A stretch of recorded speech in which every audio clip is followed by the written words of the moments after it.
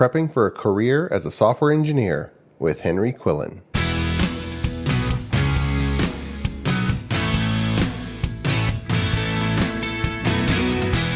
The Azure DevOps podcast is a show for developers and DevOps professionals shipping software using Microsoft technologies. Each show brings you hard-hitting interviews with industry experts, innovating better methods, and sharing success stories. Listen on to learn how to increase quality, ship quickly, and operate well. And now your host, Jeffrey Palermo.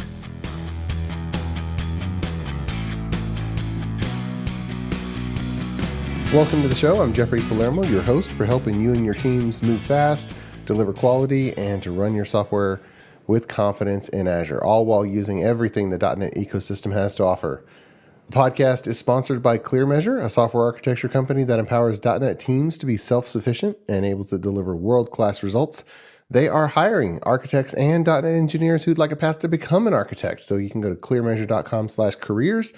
And finally, be on the lookout for the new video shows that are coming pretty soon.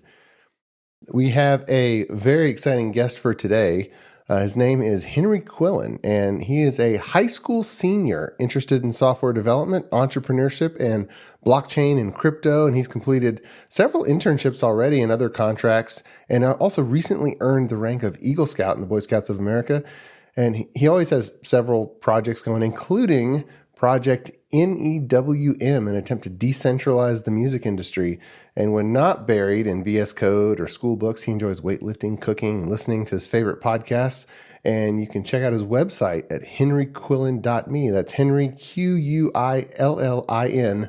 Quillin.me. Henry, welcome to the show. How are you, sir?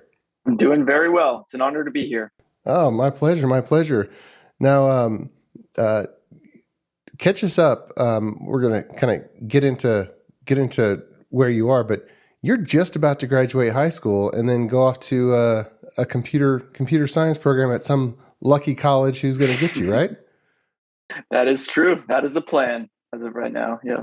Awesome. Well, let's jump more into that. But I always like to back up with the guests and kind of talk about what led up to this. And so, with you, before we get into how you're prepping for your career as a programmer, how did you know that you were interested in computers just in general?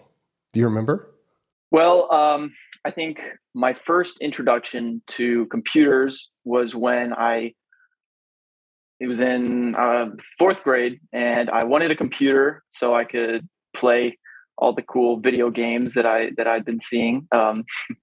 And my dad convinced me to build my own computer. So spent a lot of time, searching for parts and kind of getting into that whole world. And that was like really my first introduction to computers. So I built my computer, and I actually I kind of stumbled upon coding from one of my friends. He showed me this language called .bat, and it was just super simple, but you could write these cool little adventure games on the command line with it. And I got really fascinated with it. So while my friends were, playing video games, I was kind of making them. Nice. And so I kind of kept coding all the way throughout middle school and into high school. And I at that point, I didn't really see it as a career for me. It was just like a hobby, something that I loved doing. I never really took a step back and thought that this is what I wanted to do like for the rest of my life. I actually wanted to be an architect. So I was always interested in like math and art. I spent a lot of time drawing. And so I thought, architecture would be kind of the perfect combination of those two interests. So in middle school, I was able to convince Jackson Ryan Architects, which is an architecture firm in Houston, to let me work for them. Started out as just an unpaid kind of shadowing deal. And eventually that morphed into a paid internship. And so I worked for them for about a year and a half. And, it was kind of like my first introduction to the professional environment. Definitely gave me something to have on my resume. But I did realize that I didn't want to be an architect.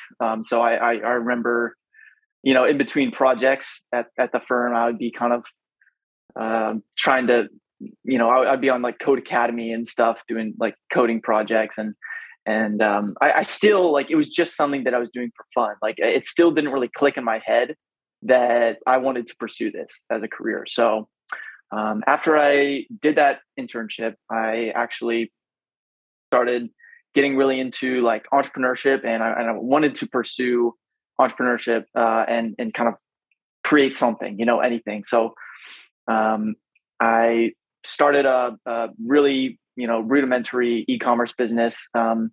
And it started as something, I was just kind of building the website after school and trying to like make a brand, on Photoshop and whatnot. Then school got canceled due to COVID. Our spring break kind of turned into like 10-month spring break. So I had a lot of time on my hands. And I decided that I was going to go all in on this, little business that I had going. And so I launched the site. I had, set up manufacturers and kind of spent many months just doing the kind of the prerequisite stuff to get it going. And so that summer, I kind of spent my entire time just immersed in that whole world of marketing and customer service and sales, and just really immersed in that kind of environment. And I actually scaled it up to a decent amount. And I had some companies reaching out who wanted to purchase my brand. It was called Edge Wireless Power. I sold little electronic gadgets. And so by the end of the summer, school was coming around. There was no way I was going to manage school and this business. So I kind of saw that as an opportunity to exit. So I sold the company to a team in the UK. And so I had that off my plate. But what it taught me was that whatever I want to do, I really wanted to involve entrepreneurship in some way. And that's when computer science really kind of clicked in my head that like, that's what I want to do. So I realized that, I'd been coding all this time, just something that was fun. And it kind of clicked that this could be a tool that I could use to scratch my entrepreneurial itch, right? You can build anything with code. And so I envisioned, building a software company that, could affect a lot more people than, a simple e-commerce business. So yeah, I decided that like, that's the career I want to pursue. Not only is it very stable, but it also will allow me to, break off and do entrepreneurial things. Right. So I've been kind of building a lot of different projects. Up to that point, I had an internship experience already. And so I kind of started building like a website and trying to make myself marketable to potential employers. I wanted to get experience in the field, just like I did with architecture, because I learned that, you can't know if you want to do something unless you actually work in the industry. Like if I didn't have that internship at Jackson Ryan Architects, I probably would still be thinking I want to be an architect, Right. So I did a small little internship at a web development boot camp. And then after that, I was able to get an internship at an investment management firm. And then there I was kind of doing more data science stuff. So I worked with pandas and Python, NumPy. So I learned I didn't really want to do data science either, which is another great thing that I think, another great thing about internships and why I think they're so valuable is that you learn what you don't want to do. So I learned that data science really wasn't for me. I didn't really feel like I was building things. I felt like I was just like analyzing stuff, which wasn't exactly what I was interested in. So after that, I kind of, and those were all unpaid, right? I was still super young, and they were all kind of taking a chance on me. But I felt like at this point, I kind of had the skills to bring some real value to companies. So this was in my 11th grade year, and I started preparing for technical interviews and just sending out so many cold emails and going on different hiring sites and just trying to put myself out there. And I got an internship at I got a product management internship at a startup called Original Nations. And yeah, so that was my first paid internship in the tech industry. So of course, I had the Jackson Ryan internship, which was paid, but I was super stoked that now I was getting a paid position in something that I was really interested in. So, and at this position, I really got to see the development process from a bird's eye view. This was my first introduction to Agile and Scrum. And I kind of was, a conduit between the senior executives and the development team. So I wrote a lot of acceptance criteria and things like that. And I think that gave me a really good foundation for my next experience, which was working for ClearMeasure. And at ClearMeasure, I really went nitty gritty into the code. So I kind of applied everything that I learned, and I was able to, create real, apply it to real problems. And so that was really fulfilling for me. And especially seeing everything I learned from my internship at Original Nations, being able to be on the other side of the table and actually writing the code. So that was this summer. And I learned so much from that, test-driven development, and how to write code efficiently, not just how to write code, period. Because I think that right now in the industry, there's definitely a lot of people who are just writing code and not really thinking about how to write it the most efficient manner. And so that's why I'm really grateful for being able to have that experience at such a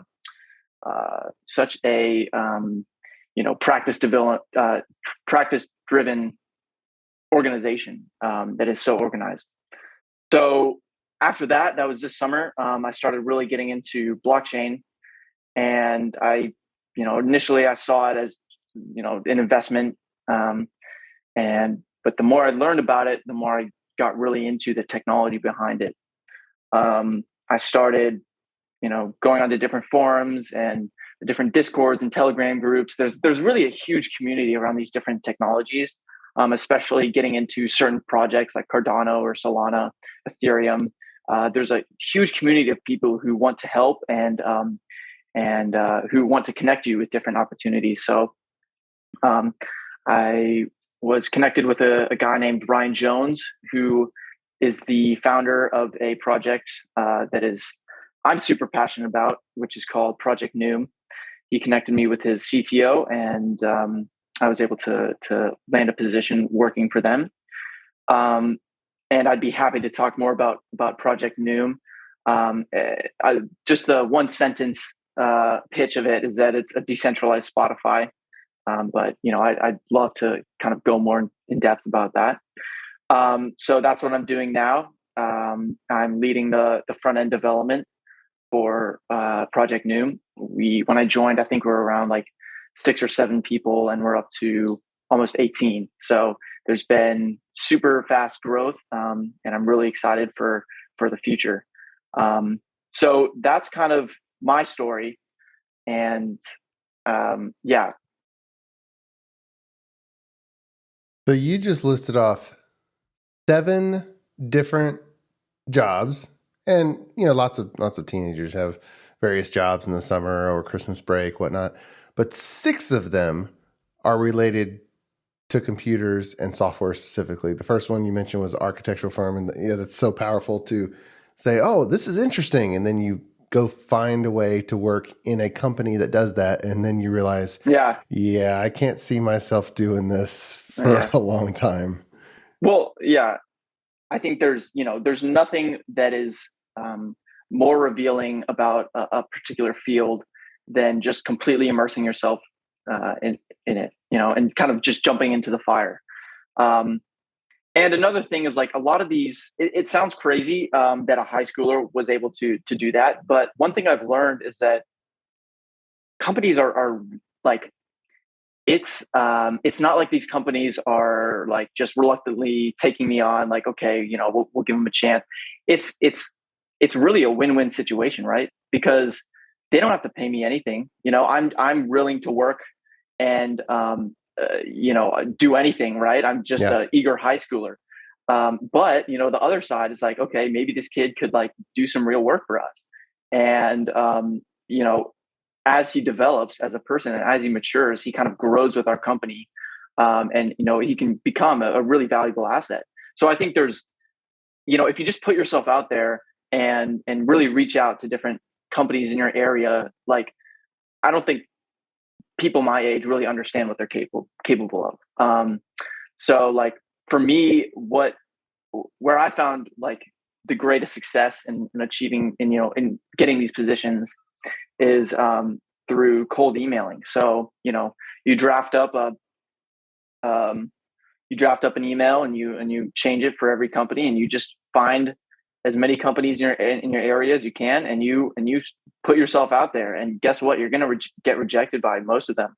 But if you send 100 emails, you might get 10 interviews. If you get 10 interviews, you might get 3 offers.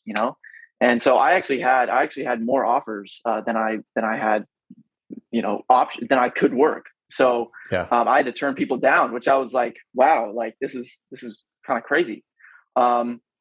So yeah, I mean, I think the main thing is like even if you feel unqualified, like the best way to learn is to just jump into it. A lot of the things that I've learned is through trial by fire, right? Like, you're given a task and you may not really know how to do it. But the great thing about being a kid is that your brain is just so malleable. It's like a sponge. And so you can just pick up things really quickly.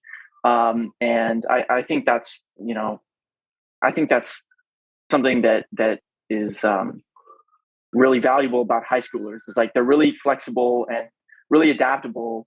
And guess what? They'll do whatever you tell them to do. Yeah. Without, they're not going to be like, oh, I've got I'm going on a vacation. Like they're willing to work if you give them an opportunity. So I think there's definitely value in offering high schoolers internships. And if you're a high schooler, like just put yourself out there. Yeah. Good advice. And so you had several positions that were not paid, and of course you can go work for Chick-fil-A for $13 an hour. I think they advertise in a lot of places, and there's all kinds of other places that you can make a little bit of money. But this is an investment in your future career.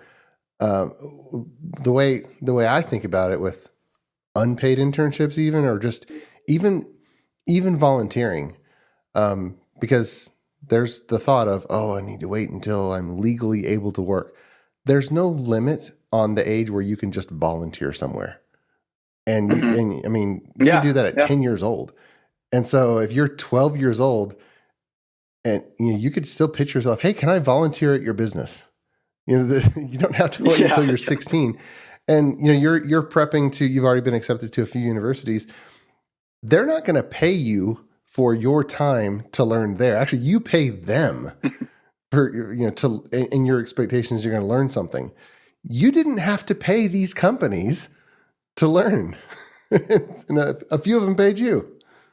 I mean, I think when you're in high school, like it's such a valuable time, because guess what? You don't have to pay rent. Your parents are providing food for you. Now, of course, this is not true in all situations, but for most people, that is the case. And, I think just, like volunteer your time, and you'll get so much out of it. The return on investment is priceless, really. I actually worked at a restaurant for a little while, and it was the biggest waste of time ever. Like making $10 an hour is so, and what people don't realize is like, the work that you do right now at this age, my age and younger, it's going to completely change the trajectory of your life. Like every decision you make is going to affect you for so long, because you have so much of your life ahead of you. So, just making $10 an hour that you can go spend on, on Chipotle or whatever, like it's, in my opinion, you're literally losing money. Hey, Chipotle is pretty good. I will not argue with you about Chipotle, but I think that, I don't know. I feel like, just the amount of time that I had as a high schooler, and I'm really glad that I kind of focused it in the way that I did. But I think that if there's any other young people hearing this, like the best way for you to spend your time is to spend it learning. And the best way to learn things is to just immerse yourself in the subject. The best way to immerse yourself in a subject is to work for someone for free. It's going to have to be free at the beginning. Nobody's going to give you you just volunteer. You're going to have to volunteer at the start, and that's totally fine. And that'll lead you to be able to get a paid position like I was able to get. And so I think it's extremely valuable, and it's also easier than a lot of people imagine. So a lot of kids are kind of spending a lot of time like in sports and in extracurriculars and things, and those are great, but a lot of it is like people are thinking about, I need something for college. I got to play piano so that my resume will look like I've got a bunch of different activities. But those 10 hours, 15 hours a week that you're spending on that, if you just devoted that to doing something unique, like finding internships, starting a business, anything like that, it's like the time commitment is the same, if not less, than that extracurricular activity. But the return on investment is crazy big because no one else is doing that. And college admissions counselors, and I'm kind of saying this from the point of someone who's trying to get into college, right? Like they see that and they think, how did this kid do that? When they see someone who's won a bunch of piano competitions, they're like, okay, that's really impressive. He put a lot of time into that. When they see someone who's created and sold a business, they're like, I don't even know how that's possible.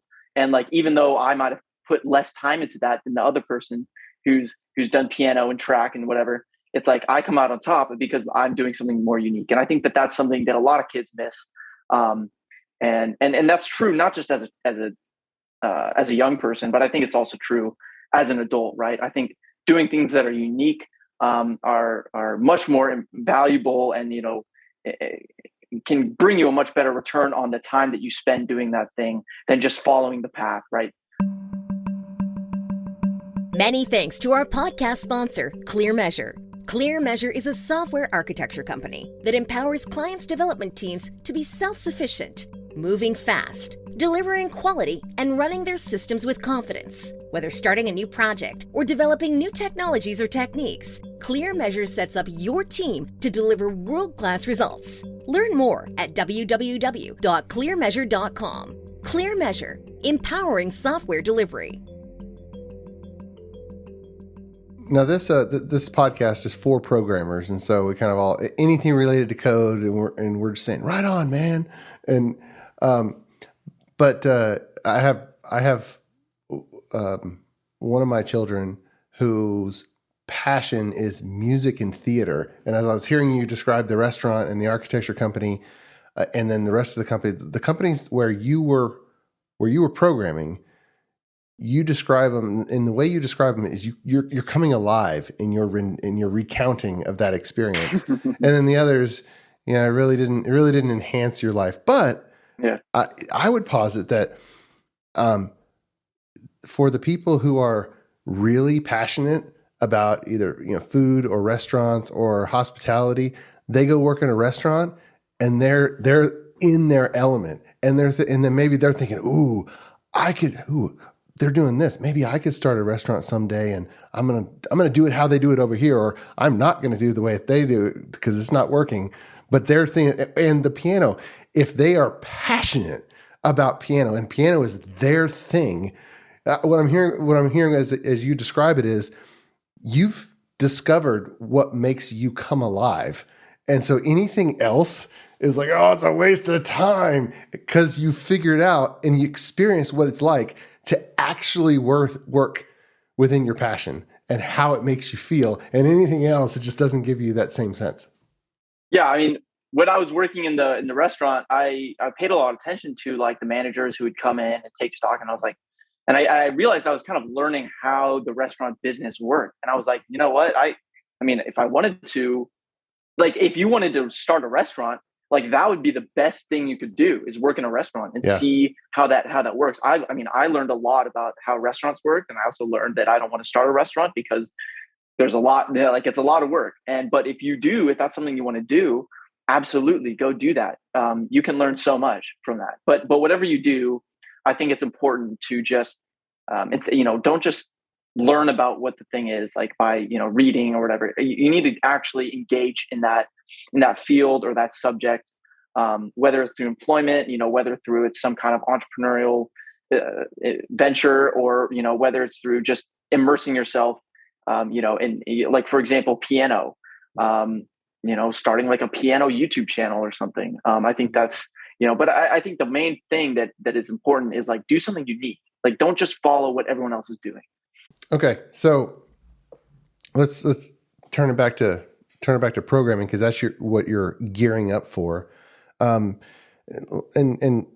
whether or not you have a answer you've thought out or not around here, there's a lot of discussion among older generations who are maybe sending children to college about the price of universities, and then just thinking, okay, prices have doubled, tripled, quadrupled in many areas in the last 20 years. And then looking at the return on investment, what's the current calculation, or has that been a topic of discussion just in the process of applying? Well, it really depends on what you're studying, and so I'm going to keep it within the realm of computer science. The main thing about studying computer science in university is that you have companies, and this is of course depending on which school you go to. You have companies standing right outside your dorm room, figuratively, who are basically handing you an internship offer, right? There's especially at some of these top schools, MIT, Harvard, Stanford, and then that's what I'm really looking for. And I do have a lot of experience. My college counselor was asking me, like, why are you even going to college? Like, you could just start working. I've already been offered. Yes, absolutely. Okay. Yeah, he was like, absolutely. Like, what is your reason for going to college? I'm actually have been offered full-time positions, and I could just continue going down the path that I'm going down. And so there's a few different reasons why I personally find value in college. And of course, this is going to change for a lot of different people. For me, the main one is an environment where I can take risks without having to worry too much about like the negative impact that it might have. So, for example, a school that's like at the top of my list right now is MIT, and MIT has an overwhelming amount of resources for entrepreneurs, startup labs and funding opportunities, and it's just like a melting pot of innovation. And I want to immerse myself in a community like that. Now, I'm going to be totally honest. Some of these, a lot of schools may not have that, and that's not exactly what I'm looking for, right? I'm looking for a place where I'm going to be surrounded by people who are smarter than me. I want to be the dumbest person in the room. People are going to bring me up, and I think college is a great place for that. Now, of course, in today's day and age, you can get have an amazing career in software development without ever going to college. There's boot camps. You can be a self-taught developer. I know someone who's did 2 years of school, and then or she got like an associate's degree, only 2 years, and now she's working for Google. So it's definitely possible.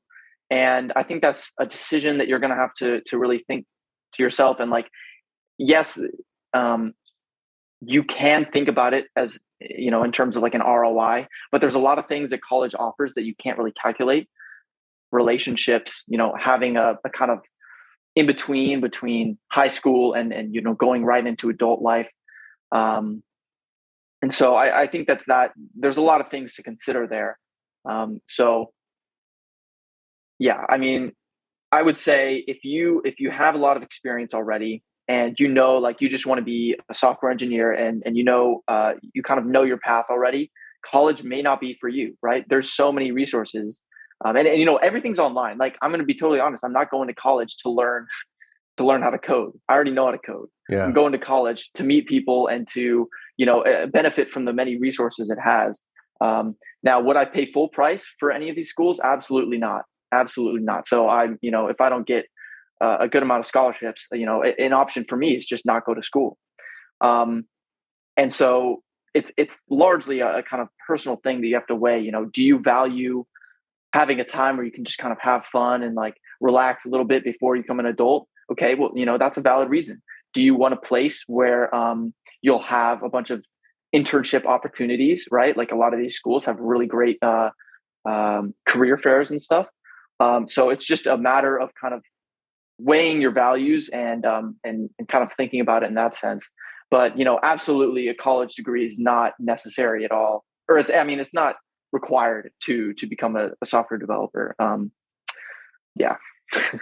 Yeah, well, it's interesting. Your counselor asked that. The local high school near us has kind of trade school openings because, for instance, plumbers and welders are in great need. And just like programmer, I think the welder has a 24-week training program, and then you start work at $40,000 a year. And then if you go into an industrial welding or underwater welding, you're over 6 figures salary as a welder, which is fantastic. And it's not a 4-year degree. It's a 24-week initial training program. So it's not just a cut and dry decision. It's actually phenomenal that there are so many opportunities to learn how to do something that people need. And if that clicks with you, and if that just inspires you, and it's like, okay, you get motivated and you get passionate to learn it and get good. Now, as we kind of come to the end of the show here, I can hear some of the listeners say, "Man, I wish I had that opportunity when I was younger or whatnot." I bet you he had this top-notch computer when he was learning to code, and he built his own computer, and he's got all this, whatnot. When you were learning how to code and through these, what kind of computer did you have? You said you built one. Oh my gosh, my computer is right next to me, and it is like literally falling apart. The case is actually. So you're still using the same computer? No, I'm not using it anymore because I don't know. It would take like 10 minutes to turn on, but so it's not that good of a computer. Yeah, but I had that computer for most of my high school career. I only recently got this laptop. So, I mean, yeah, it's what you make of the resources that you have, really. A faster computer is definitely not going to make up for any kind of programming skills. And, a lot of, also, like, I got a computer from you guys at ClearMeasure. So, if you can show that you have skills, like many places are willing to provide that kind of equipment. Yeah. Well, any employer is going to provide good equipment as well. So as we close up, there's a lot of programmers who are already in the field listening, but they probably know other high schoolers who are thinking about programming and whatnot. And I remember hiring a couple of years back 2 apprentices straight out of a computer science bachelor's degree. One thrived and just was loving everything. And the other one, after 3 weeks, came and said, I've been doing this every day. I don't think programming is for me. And he told me that after doing all the work to earn a computer science bachelor's degree. And then 3 weeks into actually doing it, he learned that it wasn't for him. And my heart broke for him. Mm-hmm. And so, what for anyone listening who has a high schooler who's kind of dabbling or thinking about it, or any people in the same position who've been past this podcast episode, what advice would you give them to help them find what they're passionate about? Like it sounds like you found. Mm-hmm. Yeah. So you really just have to, you got to try. Like, he didn't understand that it wasn't for him until he actually started doing the work. You cannot study a topic and learn about it. You might think it's amazing. I might love physics, but until I actually, try building something that, I need physics for, and I really need to apply these concepts, I might not know if I want to go into a career like as a physicist. So you really have to just put yourself out there and I would say try and get an internship in that field. In computer science specifically, I would say try and find a niche that you're interested in, and this will absolutely change. So like I said, I've done data science. I've done product management. I've done, I've worked in the .NET ecosystem. Now I'm working in, more like JavaScript and React kind of things. And you're gonna find what you don't like, and you're gonna find what you do like. And the only way you can know is by just working with the different things. And so for computer science, I'm sure there's people who are like, I kind of want to do computer science. I don't really have the skills to get an internship yet. I don't know if I want to spend all this time learning code and just to realize I don't know it. I would say, try and learn. And then there's a lot of open source projects that really aren't, there's not that high of a barrier to entry. And so you can, go on and make a pull request and ask, how can I get involved? And that's actually really similar to, working for a tech company as an engineer. It's really similar nowadays because everyone's remote. You're just kind of taking an issue and, making a pull request, writing some code. So if you can get to the point where you can do that and, provide some value to an open source project, I would say, try and do that. And that's a good way to kind of figure out if this is something you want to do, because let's be honest, building like a little battleship game is very different than trying to find a bug in a huge code base. Right. And I think that's what turns a lot of people off. Is like, they're like, oh, this is so fun. I'm like building stuff and they're, building an entire application, but it's like, it's just themselves. Once you start working with a bunch of other engineers and, you start encountering all these different libraries and systems and frameworks, it becomes almost overwhelming. So I would say, try and immerse yourself in that environment, whether it's open source, whether it's an internship. I think that's a really great way to know whether software engineering is for you. So that's my advice. If you're trying to figure out if you want to become a developer, just really try and get some experience. Nice. And I will throw out just one more commercial since we are kind of getting up to springtime. If anyone is interested in either paid internships for this summer or are interested in volunteer positions, ClearMeasure hasn't announced yet, but I know that there will be several positions announced, and you can just get in touch, go to clearmeasure.com/careers and just reach out and say, hey, put my name on the list. I want to hear whenever those positions are announced. Because there's always every company, if they, I'll just speak to the manager out there. If you'll just say, yes, we'll accept some help, then worst case scenario, hey, there's a little bit of work gets done by a high schooler. Best case scenario, that high schooler gets a really good push start into a career. And so it's a win-win. Well, Henry, thanks for coming on the show. I appreciate you telling your story, and you're gonna kill it transitioning to college and kind of launching your career and planning that out. And so you're just getting started, my friend. I appreciate the kind words, and I'm so happy to have been able to talk today. I really appreciate your time. Oh, my pleasure. And until next time, keep shipping. You've been listening to the Azure DevOps Podcast, a show for developers and DevOps professionals shipping software using Microsoft technologies. Go to www.azuredevops.show for show notes and other episodes. On behalf of your host, Jeffrey Palermo, and our sponsors, thanks for listening, and may God bless you.